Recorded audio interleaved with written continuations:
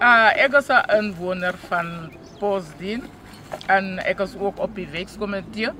En ons as vroumense het nou bymekaar gekom om die vuilisse, want dit is lelik. Om hier skoon te maak. Ons sukkel, hier kom bakkies van die kant af vol vuilisse, swart sakke met die groot dromme, dan kom gooi hulle se vuilisse hierso.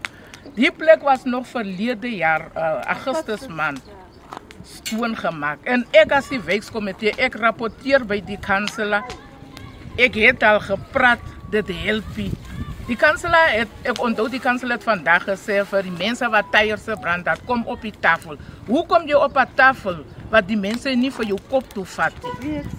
So ons het maar besluit as vroumense, ons gaan maar probeer om skoon te maak. Al hoewel dit nie ons veilig is, maar dis ons voor ons huise en ons strate.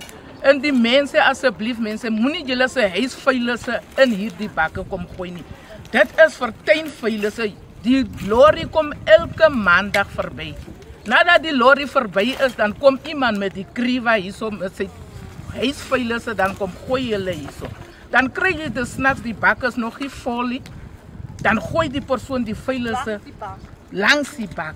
Wat nie reg is, die mense. Kom ons probeer ook, al hoewel ons die skuld vir die munisipaliteit gee, hulle maak nie skoon nie.